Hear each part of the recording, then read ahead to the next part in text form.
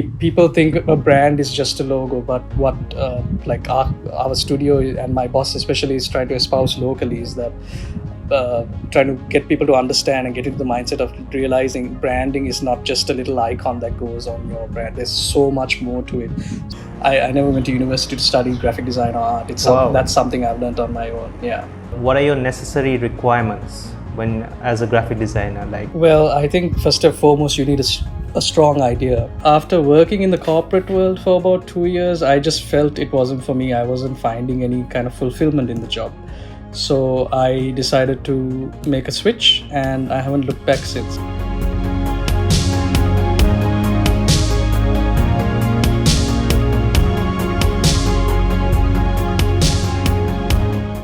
Hi Akila, welcome to the canvas. How are you doing?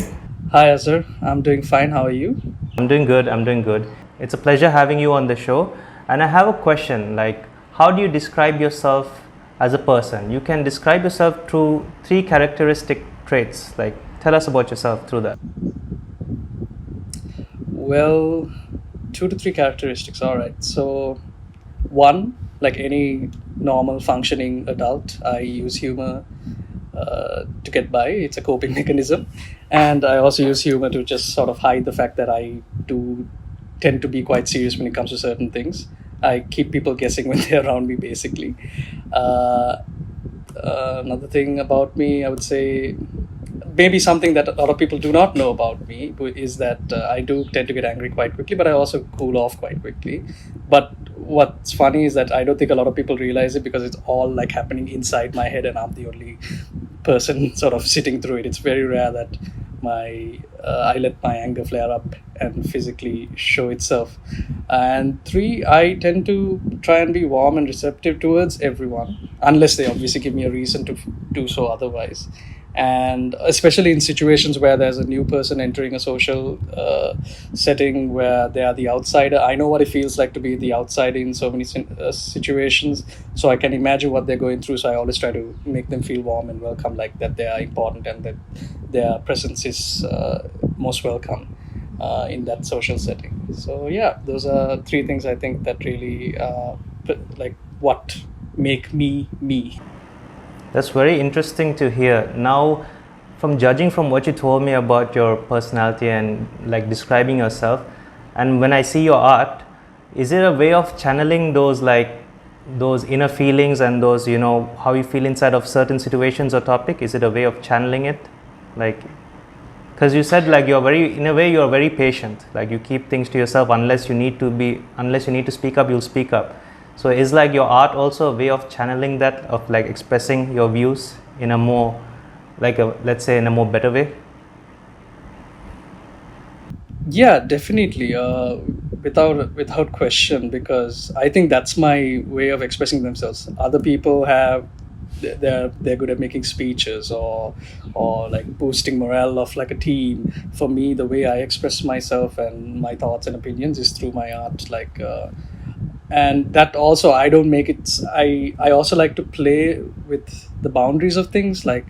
I also put a level of ambiguity into my work, where my feelings might be clearer to the most thought out most discerning person, but to some people it might make them question what does this artwork mean, what is he saying, it's all. I always try to have that tongue in cheek ambiguity sometimes in my work. That's something I enjoy doing. That's really interesting because it keeps the viewer guessing, okay, what's the message here? Maybe sometimes it's clear, sometimes it's okay, what's this guy actually trying to refer to or express? So now let's talk about your style exactly. Is it it's a mix of pop culture but and graphic design obviously, but how would you describe your style specifically? To describe my style in a very succinct way would be pop culture inspired, comic book inspired artworks that also can sometimes be a social commentary or it just sometimes plain old crazy nonsense that my mind dreams up. I think the comic book aspect comes purely from my lifelong love for comics. I collect comics To be fair, though, I haven't collected in quite a while, but yeah, it's something. It's an interest that's sort of been there aside from drawing for quite a while now.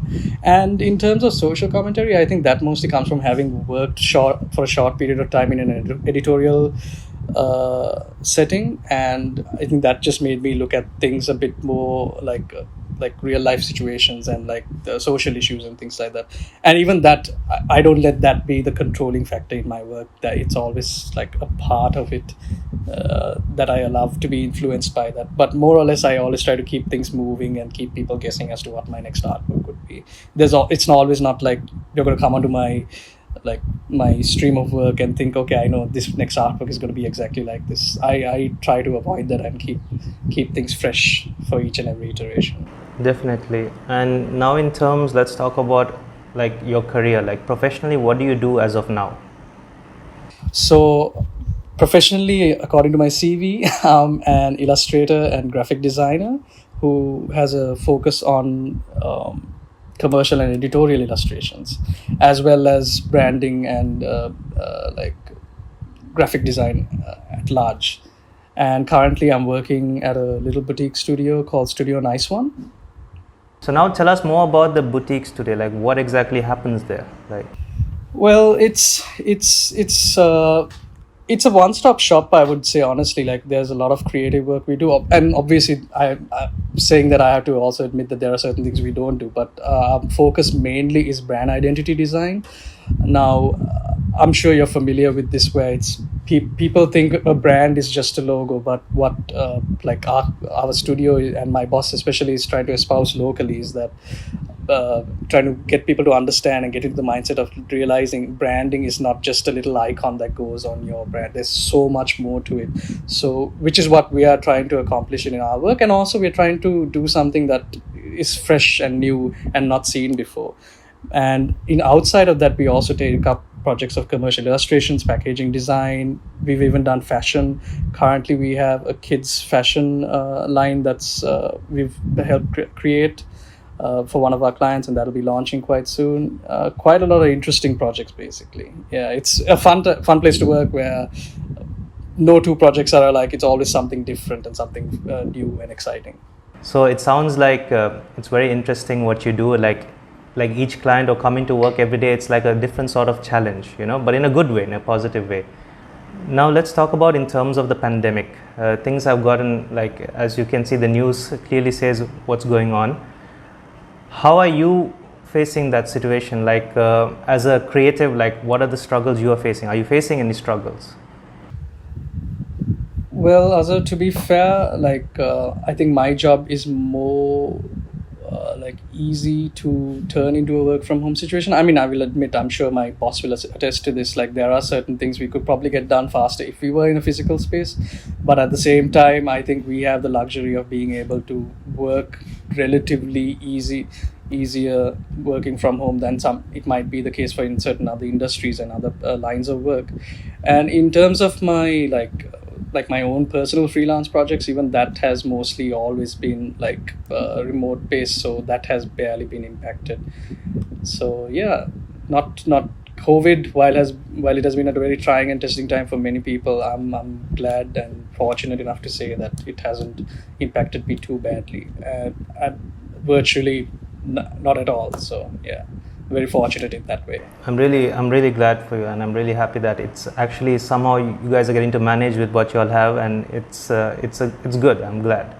And I just wanted to ask now, you mentioned freelance and working through with commissions as well. Talk to us about that experience, like in terms of, let's say, from a professional angle and even financially. How is it like so far also with the situation?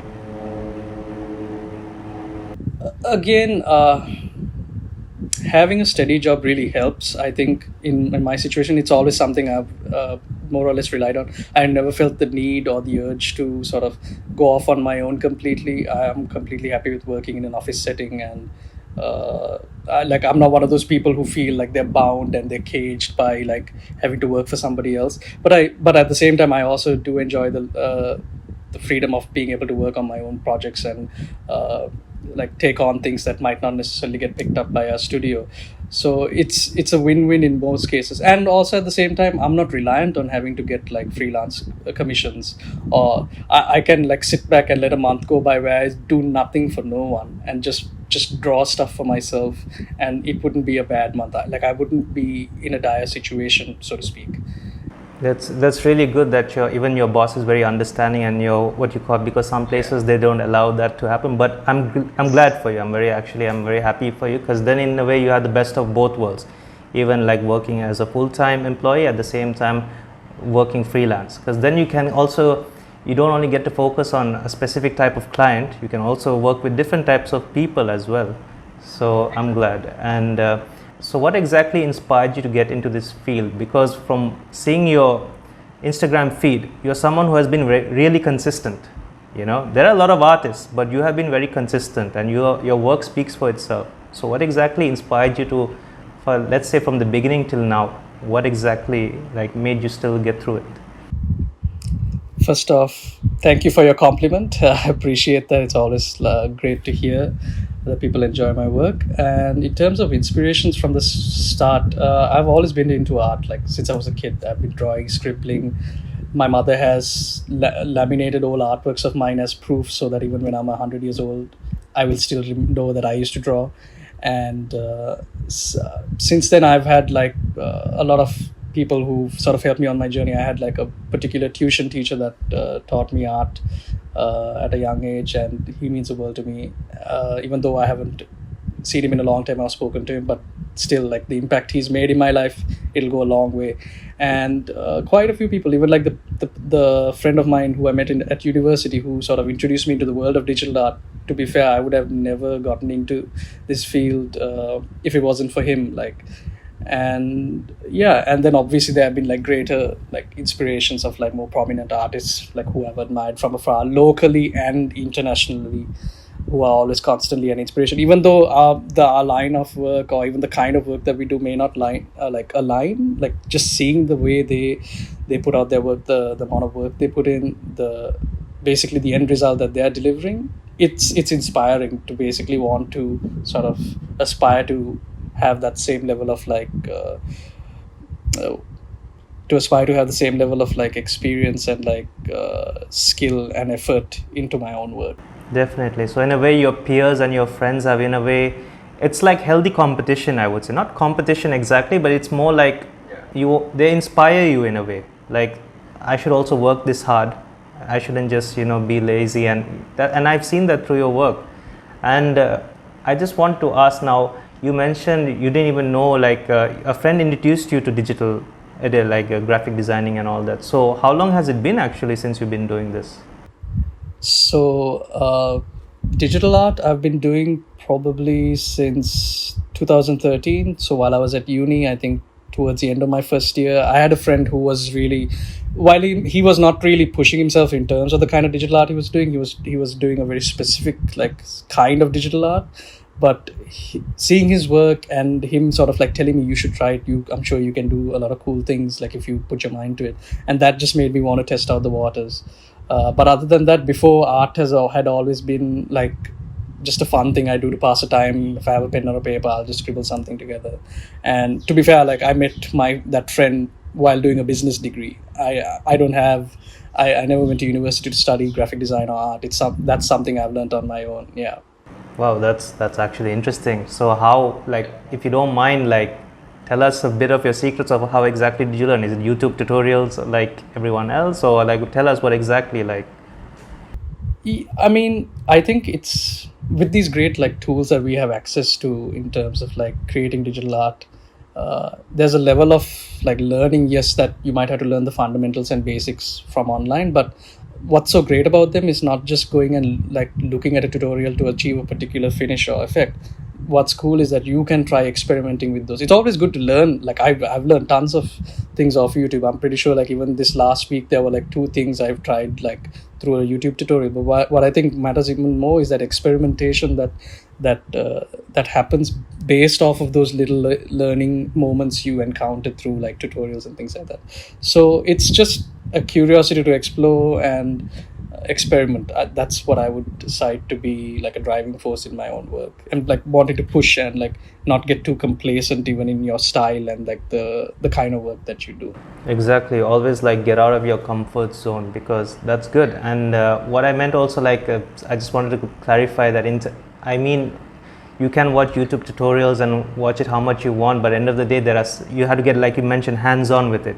You know, and there are Exactly. yeah, you have to get hands on with it. And there are, it's not only YouTube tutorials, there are even courses. If you're very interested in something, you can actually go apply and try it out. But I'm glad you mentioned that mostly it just depends on you actually opening whatever software or tool you have and just trying it out, because then only you can, test yourself and get out of your comfort zone.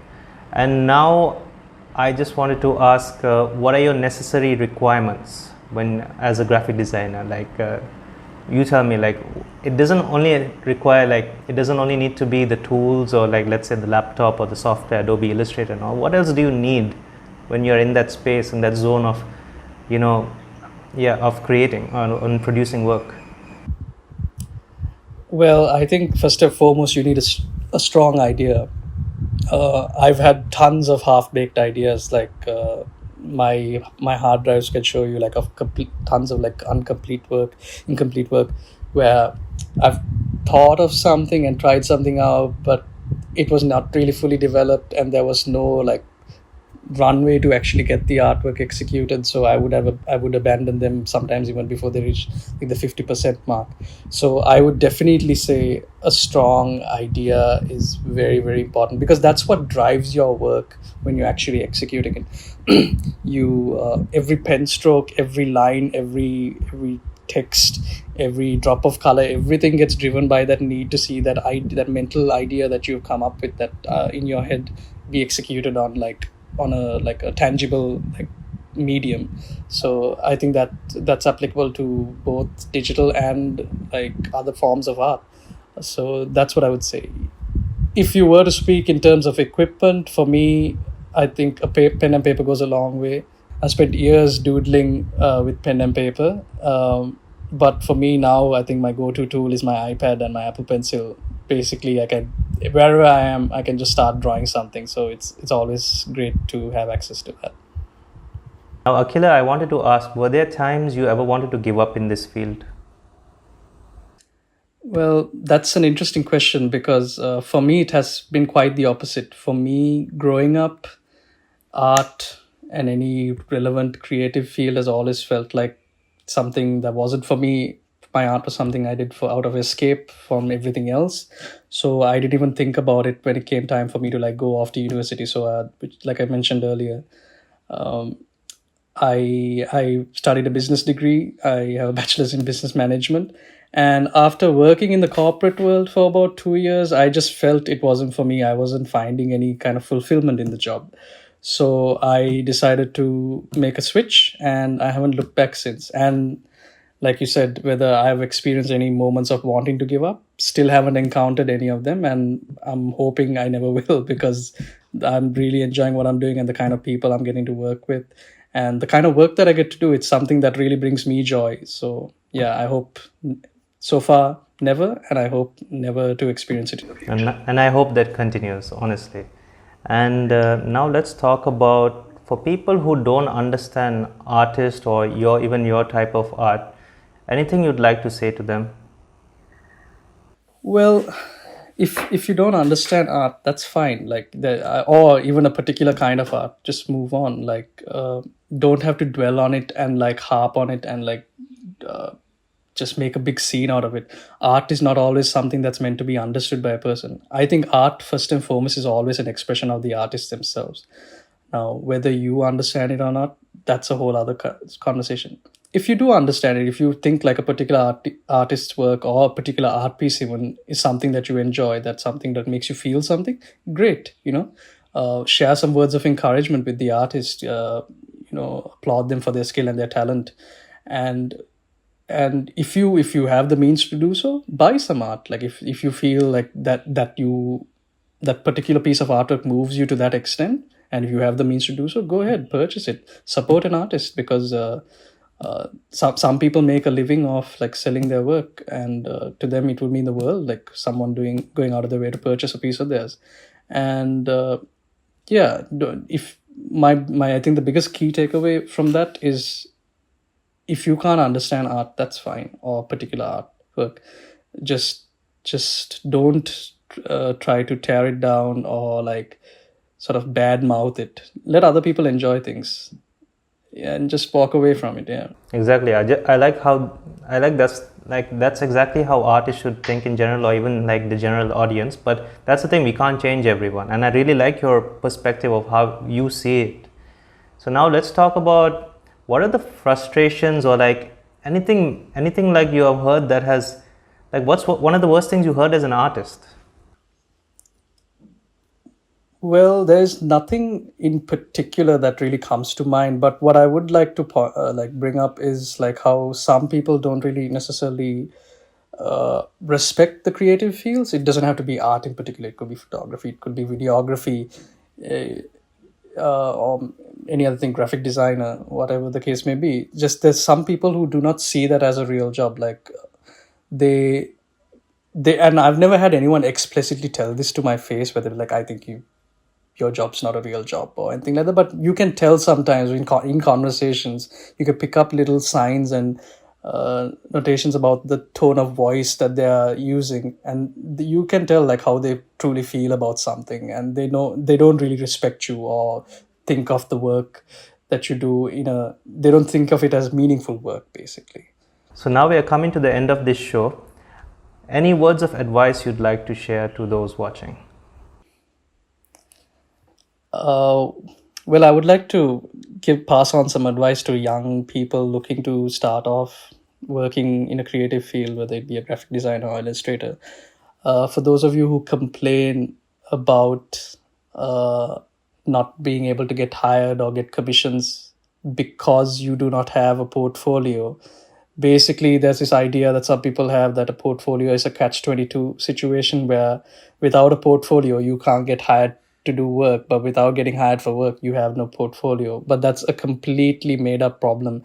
If a person truly really wants to get into a particular field or be hired for a certain kind of work, all they have to do is take up the initiative, do their own work, create their own pieces of art or graphic design, or just take up a personal project, something that you find interesting, and showcase that work. And that is how you will be able to eventually get work that will get you hired or get you commissioned for. Exactly, I totally understand, and that's really good advice for those who are just coming and like fresh out of university and want to apply for a job, because you can't wait for opportunities to come to you. You have to somehow like grab them and make your own, to be honest. So thank you, Akila. It was a very insightful conversation, and I'm glad you came on the show as a guest, and it was a pleasure talking to you. Thank you for having me. Take care. Have a nice day.